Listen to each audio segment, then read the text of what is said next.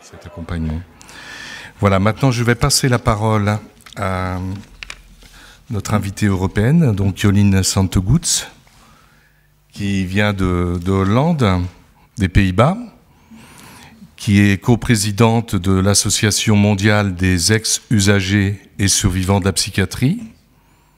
D'ailleurs, si vous pouviez nous dire juste un tout petit mot sur cette organisation, ONG européenne, puisqu'en France, elle existe, enfin il y a des adhérents à cette ONG, mais qui...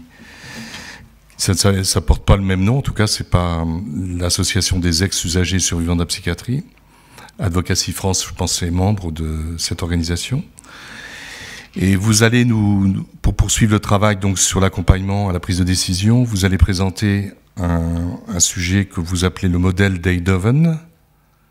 Et je pense que vous êtes originaire d'Eindhoven en plus, qui est une approche alternative, donc basée sur un réseau de proximité pour éviter des hospitalisations et des traitements forcés.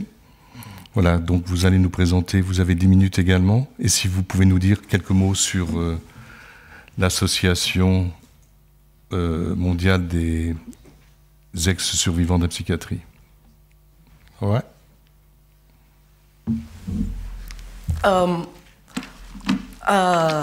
Well, the World Network, it's not my organization. It existed before I became a co-chair.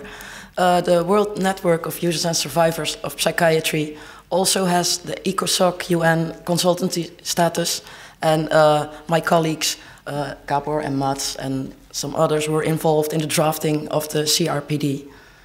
So the World Network has a lot of knowledge about the CRPD and is actually one of the key players, and it's also listed on the CRPD committee's website as one of the resources.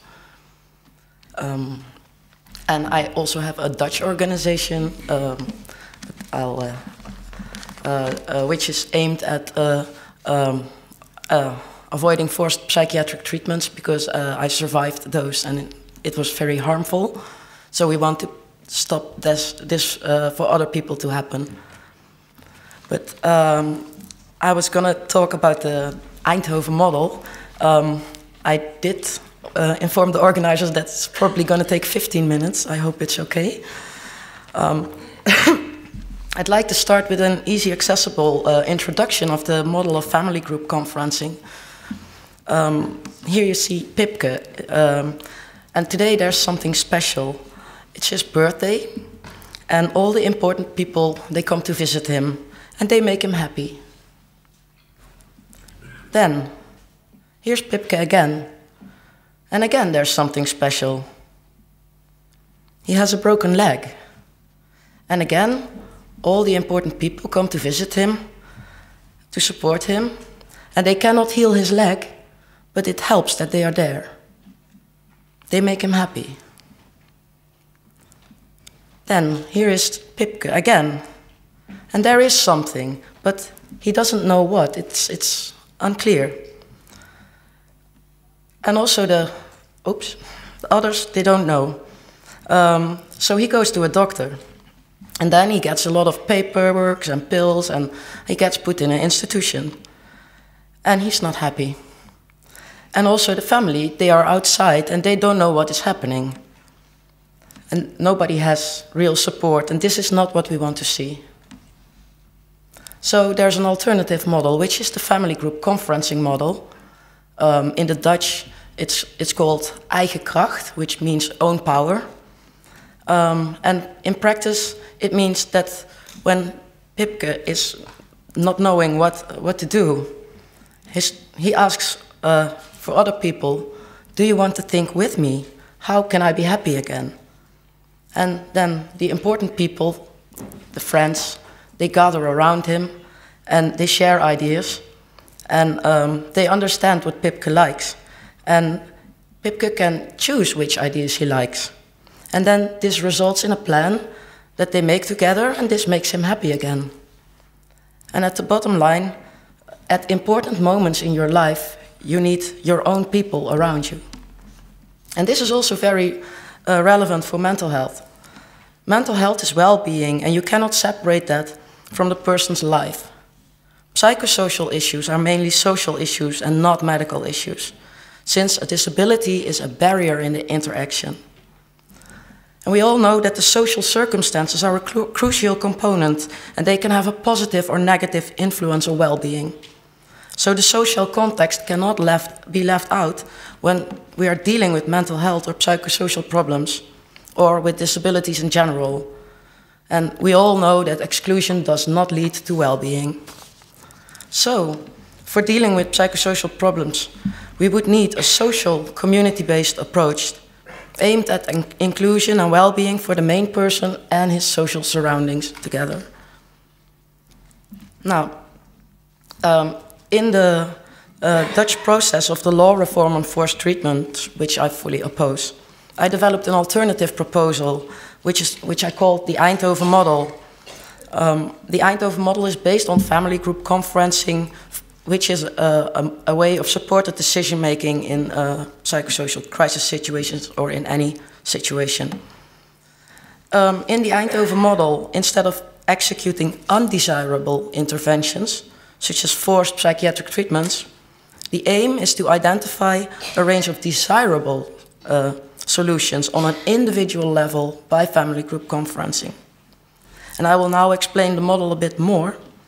The word family group may be a little bit misleading because this is referring to friends, neighbors, peers, and any other important person in one's life, as in extended family. And I will now tell you how family group conferencing, how it began. It was in the 1980s in New Zealand, and the indigenous Maori population, they experienced that they were disowned from their land and their children, who were placed in institutions by the New Zealand government. And this caused huge resistance among the Maori population to the government. And then the New Zealand government came to the insight that they could not ignore this resistance any longer. And then, together with the Maori population, they invented family group conferencing. And it's a fact that the government sets certain laws, such as on safety for children, which was the case in this situation. And there was a rule, the law, which says there shall be no violence on children. The safety of the children has to be ensured. And this time, the question on how to do this was forwarded to the Maori population. And they gathered in a circle of wise and involved citizens to think about a plan, while they bear the framework in mind. And the circle of people, they talked about the question in their own language, and while in their own cultural values. And they made a plan. And the New Zealand government, they accepted this plan because it met the set conditions for safety. And in this way, the Maori population, they could keep ownership over their lives, and they were allowed to keep their children safe. They knew what was expected from them, and they were able to find their own way to deal with these governmental laws. And now it's almost 25 years later, and family group conferencing is an international recognized way of decision-making, and it's a way of respecting citizens. And the main principle of family group conferencing is to widen the circle of people and to engage everyone who is involved, because everyone can contribute. And then these are the steps of family group conferencing. Also, a lot of this information can be found online and on YouTube, and most of this information on family group conferencing, it relates to childcare services, since that is where it originated. And it's very relevant to say that in step 3, the conference starts with information sharing, which can also include the views from professional carers or alternative carers from user movement. And then, in the private family time, all the outsiders leave, and then only the person with his own circle of people that the person chose, they remain, and they can talk in their own language with their own cultural sensitive values, and they discuss the options.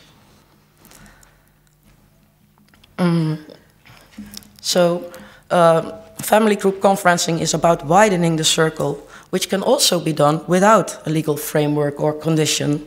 And then it implies a conference to consult the social network around a main question in life, such as how to overcome a certain challenge. For example, what would be needed for me to live in the community independently? This question can then be discussed by the main person and his own circle of persons who are involved. And they are, of course, the real experts on the particular individual situation. And together they can find ideas to compose a plan which sets out which steps needs to be taken in order to answer this key question. So that means who will do what and when in order to arrange this independent community living. And often the people themselves know very well what they really need. And generally it is the more people, the more ideas. And in the plan, support by both formal and informal care can be combined. The substance depends fully on the wishes of the person concerned. And the plans made by the persons themselves, while supported by their circle of friends, neighbors, teachers, family, and other important people, are often very practical, cross-sectional, clear, simple, and to the point. And especially in situations with multiple needs, generally the professional caregivers, they get lost because of a sectional approach. But the persons involved, they can often think of very practical and effective solutions which grab at the roots of the series of problems and the consequences. They know what would help them. And family group conferencing is voluntary only. It's an offer to consult with others, it's not a duty. And it's an option which can be used by persons who want to take ownership over a problem, or rather a challenge in their lives.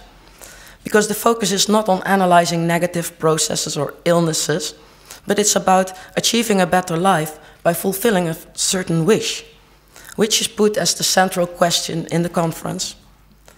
So the family group conference focuses on supporting well-being in the community. In psychosocial crisis situations, the focus should be on finding desirable solutions which support the person concerned and his surroundings as well. And force should be no option. And the family group conferencing can be a way to identify these desirable solutions in the situation of psychosocial problems, even in crisis situations, because these are very closely related to the social dynamics in one's life. Then in the Netherlands, we have started a pilot project with the Dutch organization of family group conferencing, which is called Eigen Kracht. And in this pilot project, we offer family group conferencing in psychosocial crisis situations instead of forced psychiatric interventions. And this is what we call the Eindhoven model of using family group conferencing to avoid forced psychiatric interventions in mental health care. So in our project, we offer people the option for a family group conferencing when they face a crisis situation. And by the family group conference, these persons can consult with their own people of their own choice in order to make their own plan on what can be done and what is needed to overcome the situation and to live through the situation and to avoid escalation. This pilot project also includes research on the effects of applying family group conference in psychosocial crisis situation, which is done by the University in Amsterdam. And this project is positioned under community mental health care to avoid forced institutionalization and to avoid the start of forced psychiatric treatments. And the very first results of this project are promising. So family group conferencing is a voluntary consultation process about a key question in life. And the existence of a legal framework or condition is built into family group conferencing. So generally, when there are these conditions of the law, then all participants agree that they want to focus on this issue in the family group conference. And generally, these frames are about safety. Such as no more domestic violence, no more abuse, or social disturbance. When a family group conference is started with a frame, also everyone has to agree on this goal. Family group conferencing can only be successful when the persons are truly committed to the goal of the conference and willing to make their own plan. All participants need to be willing to take steps themselves to improve their own lives, to exercise their autonomy, and they should be willing to search for balance in living their communities together, and be willing to listen and respect each other's will, values, preferences, and choices, and to make efforts to come to a mutually agreed plan with their own circle of people. So, family group conferencing can only be done on a voluntary basis, and it is basically a tool for people who want to take ownership over their own lives. Family group conferencing can provide an option to find the desirable solutions in crisis situations, and you don't have to wait for the crisis, but it can also be used for prevention and to avoid escalation of a certain problem. So the family group conferencing, they originated in New Zealand by a desire to protect vulnerable people from unwanted government intervention. This started in childcare services, but it's also very relevant for mental health care. And last July, I was invited to give a training in Japan on this model, and this model will now also start up in Japan. And well, to conclude, family group conferencing is a way of supported decision-making, and it can be embedded in law. In the New Zealand law and in the Dutch law on childcare services, it is stated that families have the right to make their own plan first, before any intervention is considered. Moreover, family group conferencing is a way of thinking, and it implies a culture shift in organizing care systems. It's about giving capacity to the object instead of asking for, it's about giving capacity to the object and asking for self-defined solutions and to facilitate these. This means that professionals need to step down, and they should take the self-made plans of the persons as a guidance for all professional care. And it needs to be acknowledged that the person with his circle has the real expertise and not the professional. And this is just not an easy side note. It's a real challenge to make the professionals step down. Family group conferencing, therefore, can also not be run by professional caregivers. It's very important to have an independent coordinator, and that's why there is an independent organization, an NGO, for family group conferencing. And they purely aim to facilitate family group conferencing. And they also have research, communication, and training and materials. I'll show you the link to the European network of family group conferencing. There's quite some active family group conferencing organizations in quite a lot of countries in the world, also in the United States, in Canada, in a lot of European countries. And, but the implementation scale varies a lot. I heard here in France, there has been written 10 years ago, there was somebody who became interested in the model of family group conferencing and published about it, but nothing further happened. Maybe now it can happen. Maybe the most important things about family group conferencing. Family group conferencing strengthens bonds between people by social engagement, which is an important feature of an inclusive community and from well-being. And family group conferencing empowers individuals, but it also empowers communities as a whole. And the approach of family group conferencing has the potential to enable a culture shift in mental health care systems and in the communities, and it can provide an alternative to the incapacity approach and the practice of forced treatments by facilitating supported decision-making. So family group conferencing can be a way to identify and organize desirable solutions, which brings us closer to the world with full human rights for all. Nothing about us without us. Thank you.